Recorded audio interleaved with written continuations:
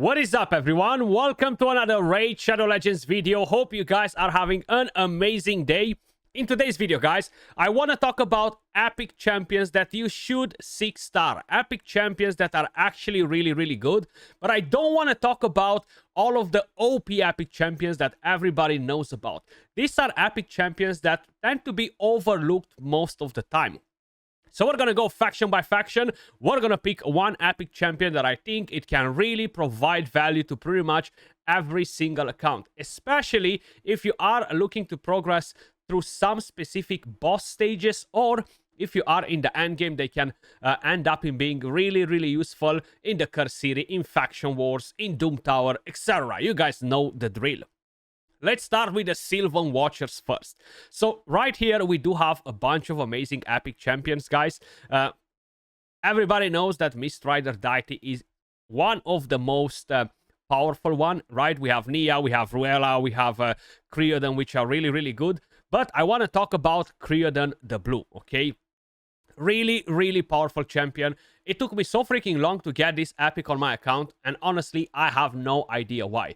He is going to be massive for Faction Wars, Curse City, Fire Knight Dungeon, Doom Tower. Not only that he provides that control, right, with double hit with a chance to freeze, but he gives you the increased speed and the turn meter, which is really good. On a 3-turn cooldown, fully booked. Crazy good for an epic champion. More freeze on the A1, which makes him really powerful in the Fire Knight dungeon with a triple hit. Yes, the chance to land it is not the highest, but you can definitely get the right masteries on him and boost that by an additional 5%. Now, talking about builds, you want to focus on speed, on accuracy. Relentless being one of the best sets for him, because the more turns he takes, the more often he's going to use the A1. Like, I'm using him in many different areas, including Faction Wars. Having that ability to freeze the enemies and don't let them take a turn to use an active skill. We have so many crazy conditions in Faction Wars hard mode, right? Don't let them use active skills. Land freeze a million times. Do I don't know how many things when they have debuffs, etc. Tons of different conditions, so he is an absolute freaking beast. Plus, the passive fills the champion's turn meter by 5 for each freeze debuff placed by the champion, enabling him to rotate even faster. Impulse plus Relentless, and you have a dream team champion, right? Moving on to the Shadowkins, guys. Right here, we have as well a bunch of epic champions. I feel like one of the fans' favorite is Toragi from this faction. Nogorio is a pretty good damage dealer. Unfortunately, the only reviver that we have in here is Kinegashi. But I actually don't want to talk about any of them. I want to talk about Hotatsu. Now, Hotatsu can be used early game progression-wise in the clan boss. Very good for the Curse City. Can be good for Faction Wars as well, especially the regular Faction Wars, even the hard mode ones too. What's really good about him is that he offers you a lot of support. He brings the leech on the A1, the decrease attack AoE. I'm running mine on a stun set because of this AoE attack, and mainly for the Curse City. You guys know the drill there. It's kind of like a stun parade. And you have increased defense and continuous heals on this skill. The passive, very similar with what Skull Crusher has. Removes a random debuff from the champion at the start of each turn. Now, it's not exactly what Steel Skull does, because he decreases the duration, and that works for crowd control debuffs too, but he will not remove the crowd control ones. So not the best stun target for clan boss, but the increased defense with the healing, the decreased attack, the leech is actually really solid. And a very useful champion. If you don't build him on a stun, you can definitely go and play around with different gear sets. But you do need some accuracy on the champion. He doesn't deal crazy damage or anything like that. So that's something to keep in mind as well. If we're talking about the other faction, guys, the next faction, the Dwarfs. You know what? Yeah, Geomancer is the GOAT. Morag is amazing, okay?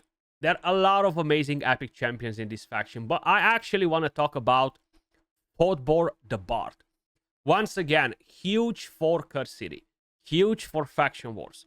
I won't try to sell it to you guys and be like, oh my god, this champion is OP in every single game mode. No, but you should definitely consider him. Having a single target stun, pretty damn good as well. But what makes him really good is the AoE defense down. Now, this will be on a 4-turn cooldown. Heal reduction on the A1 with a triple hitter makes him viable for a Fire Knight progression. I'm not talking about stage 10 hard mode or anything like that, but lower stages, he can be absolutely amazing. If I remember it correctly, stage 20 is Force Affinity, so he's going to be strong affinity in there while you're progressing through the game. Definitely a champion that is worth investing in. Most likely, I would not recommend you to quickly jump and invest in him early game if you have a Stag Knight and different champions like that. But the defense down, the stun, I am running mine on a stun set as well, mainly for the Curse City, and I am using him in Sintranos. That's why some of these epic champions are really, really important. I guess everybody, every single one of you guys will want to move slowly up to the higher content. Regardless if right now you're not endgame and you're not defeating that, the Curse City is a very, very important place. It does bring tons of pretty good rewards overall, right? Especially on hard mode. You have the gear sets, which are only coming from there, right? You have the Supersonic and the Merciless. Is it the Merciless set? Yeah, Merciless. I was making sure I'm not confusing it with a Slayer Merciless, right? Because they pretty much dropped at the same time. The Merciless set. So having champions to help you defeat that content, I think is pretty important. Not to mention Carnage, right? Which is so freaking good for a mythical champion. Moving on to the next one. We have the Knight Revenant faction. In here, we have once again a bunch of amazing epic champions. I gotta say it, one of my most favorite ones, and it's kind of like a new addition to the game, is Malekith Bloodflock. Really powerful for Faction Wars normal mode on the last stage, because they get to buff a lot, but he's really, really good on hard mode as well. So he's going to revive to random allies, put a shield on them. What I do like about him is this skill right here. So freaking good for the conditions in Faction Wars hard mode, guys. Yes, you can use him in Curse City as well. You can use him in Doom Tower as well. Hell, you can use him in dungeons for progression too. Has a chance to decrease the duration of all enemy buffs, and has a chance to increase the duration of all ally buffs by 1 turn. And AoE attack too. And the A1, single target with a chance to steal a random buff from the target. Now, I would personally build him on a regen set, just to make sure he's not getting too low. Or, if you do have a bolster set, even better. Generate a shield at the start of the round, and bang, have some healing back to ensure that he's going to stay alive to be able to carry the rest of the team. I think he is a very, very solid champion that a lot of people tend to overlook, and he was part of some fusion a few months ago, maybe more than half a year ago. I mean, time is just flying. We're getting so many new champions in Raid, guys. It's really hard to remember every single one of them and when they were actually released. Dark Elves. Right here, again, a bunch of amazing epic champions. I will go to the one that I like the most, and that is Luria. I feel like Luria is just so freaking important. Yes, Sylar is amazing. Sylar was a massive carry for me on the condition where you gotta put the enemies to sleep. I threw a Daze set on her, and my god, the double AoE, super, super good. But Luria is absolutely amazing. She will have a chance to freeze. She can block revive, remove all buffs, and the A1, defense down and heal reduction, or decrease speed, one or the other. Now, she doesn't have the best stats in terms of base stats, right? But she's still really, really good. The damage is not the craziest one, but enough to put some enemies to sleep, like to kill them, right? So I like that she brings the crowd control, which is nice. It's AoE, not 100% chance for it to land, but it's still a 75% chance, which is pretty damn good. Yeah, I would recommend you to build Luria. You do want to have speed, you do want to have accuracy, you do want to have some damage if you're going on the damage side. If you're filled with damage dealers and you have a D-Run deal up and running, you might be having some of the OP legendaries from this faction, then you could potentially consider in building her slightly different and don't necessarily focus only on damage, right? Moving on to the Undead Horde. Yes, Vogot is the freaking GOAT in this faction. I want to talk about a damage dealer.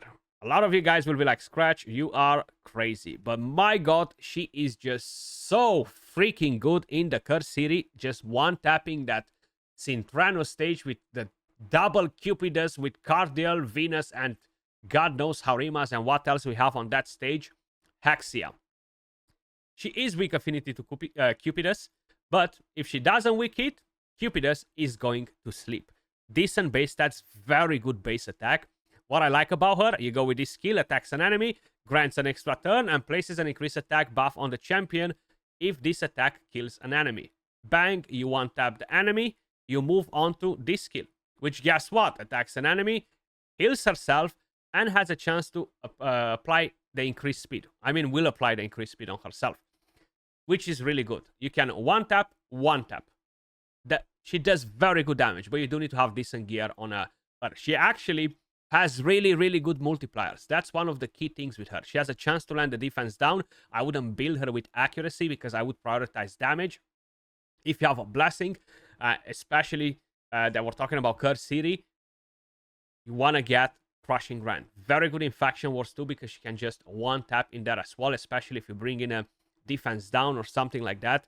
So overall, yeah, I think Hexia, she's good. Now, as I've mentioned, she's not the most OP epic champion in the game. She is a damage dealer. She can be replaced. This is an epic champion you should be building towards the end game when you're trying to push the Curse City, when you're trying to push on Faction Wars and you might be lacking damage and stuff.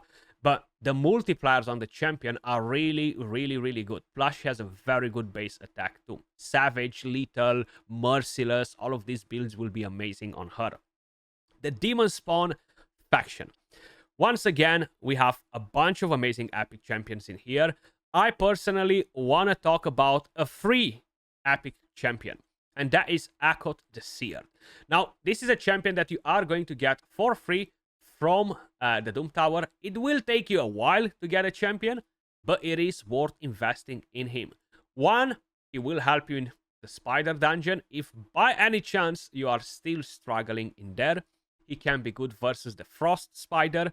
He can be amazing in Faction Wars, normal mode, hard mode, amazing in Curse City, amazing in Doom Tower. So he does have quite a few things where areas where he's really good. What I like about him is that he lands the HP burn. The more enemies, the higher the chance, so it can easily go to 100%. But then if they have the HP burn, he will basically increase the duration of their skills. Will put the skills on cooldown. Really, really good, guys, especially if you have conditions in Faction Wars or you want to keep the enemy's control to don't absolutely dump on your team. Really powerful champion for that, and has a chance to play Sphere too. I would build him, of course, once again, stun set. That's what I have on all of my freaking champions, even though he doesn't have a AoE on the A1, okay?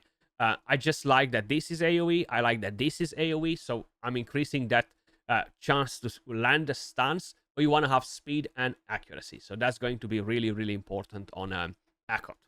Then, moving on to the next faction, we have the Orcs. Right here, yes, you know it. Seer is the GOAT. But I actually want to talk about a different champion. And I want to talk about Doc the Pierce.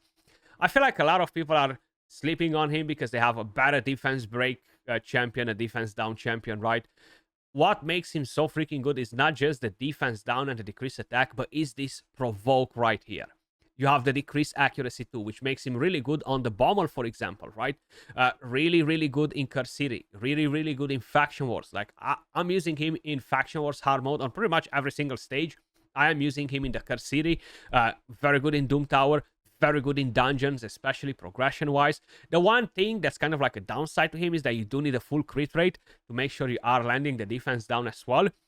It's not necessarily harder to build because you can just give him crit rate gloves, get a defense chest piece, speed boots, and job done. And look for some more crit rate stats that's from the other pieces. Speed and accuracy, because you do want him to go in front of your other champions, especially the damage dealers, to make sure he's landing that defense down and basically enable your damage dealer to put the enemies to sleep. Moving on to the Skinwalkers. We have quite a few interesting epic champions in here, but none of them are like, oh my god, extremely, extremely amazing. Akemtum is good. You have Fane, that's really good for progression and stuff. I do want to talk about Yuzan. He is more of a newish champion. Once again, he was part of a fusion. I feel like he is a very, very, very good healer. So with the A1, transfers a random debuff from the champion to the target, heals the champion by 10% of his max HP.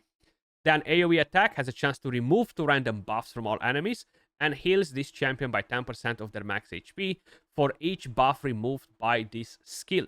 And then you have the A3, removes a random debuff from all allies, heals all allies by 20% of his own max HP.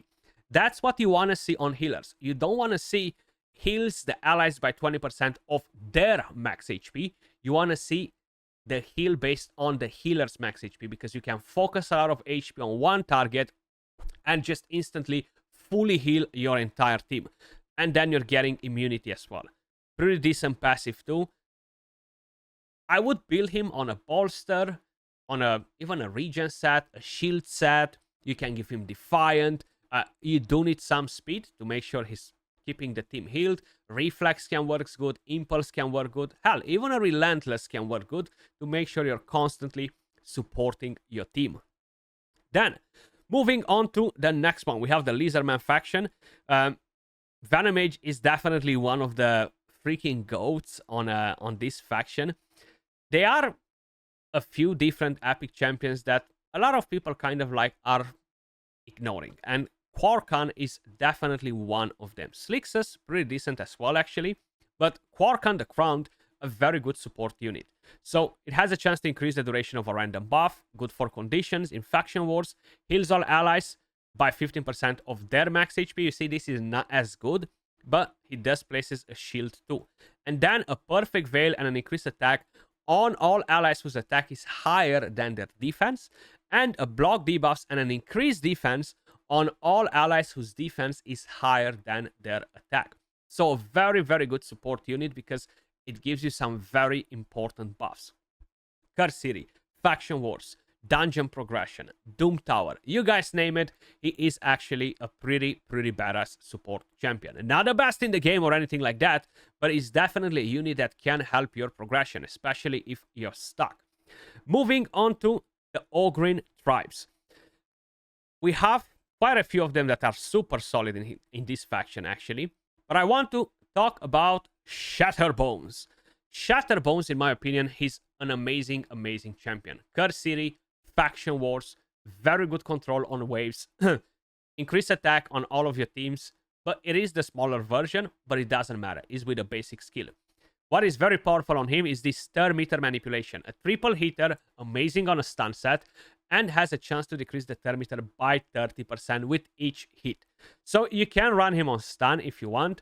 You have the AoE, the single target. It's not a necessity. I tend to run a lot of my champions on stun gear, guys, because it makes my life so much easier when we are talking about content where we're just struggling to stay alive, struggling to kill the enemies, right? But he brings you the decreased speed, and fills the turn meter of all allies. So it is the smaller version, but it's still really good.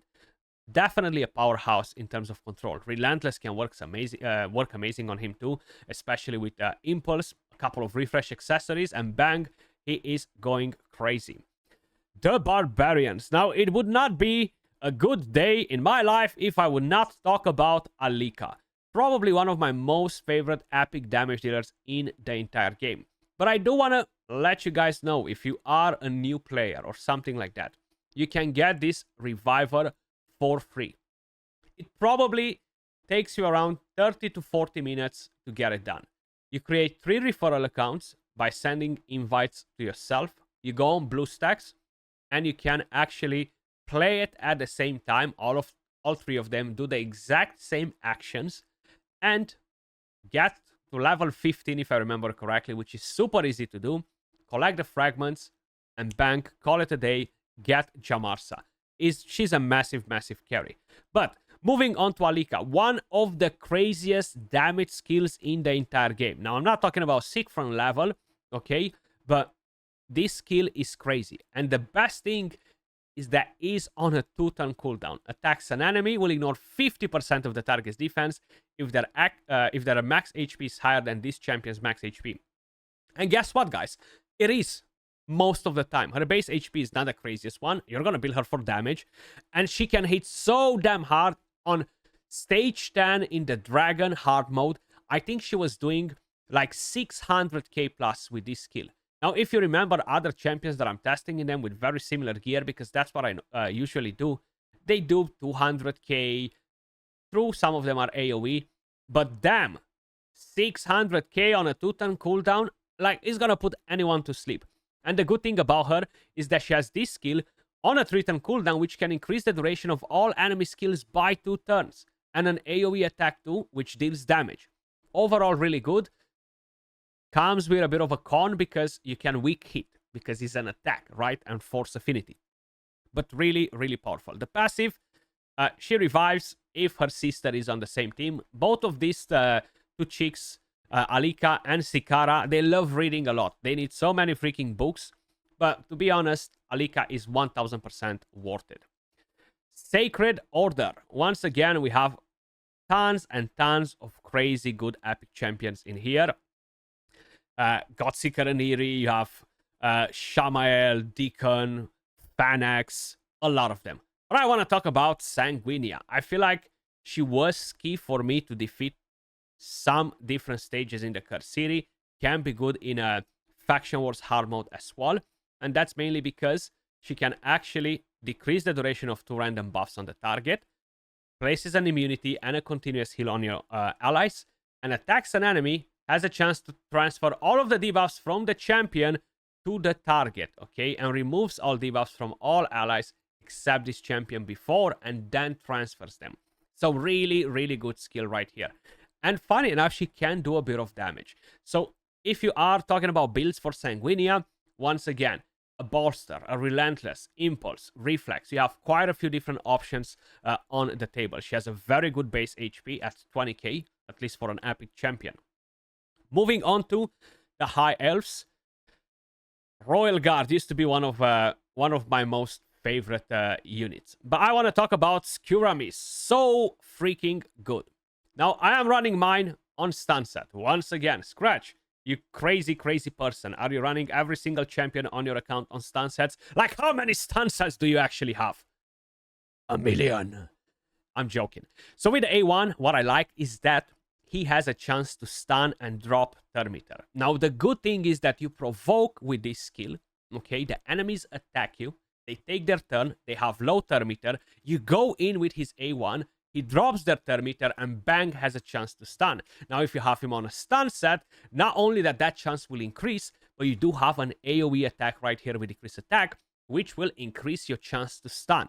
Really, really good in the Curse City. Once again, when I'm talking about Curse City, guys, I'm always talking about the hardest stages. I'm talking about Sintranos. Stages that are making your life absolutely miserable because you need to stun. And that's why the Curse City actually has the well-known name of the Stun City, right? But Skuramis is absolutely amazing. And we have the Bannerlords. From here, I actually want to go straight to the point. And no, it's not Stag Knight, it's not Ursula, it's actually Lady Annabelle. An epic champion that can solo the Bommel. Doom Tower progression, checked. Okay, really, really good because of this passive right here. In a way or another, similar with the Shadowkin. I actually forgot his name right now. That has a very similar passive. But she just brings way more things to the table that will make her very useful in Faction Wars hard mode for conditions.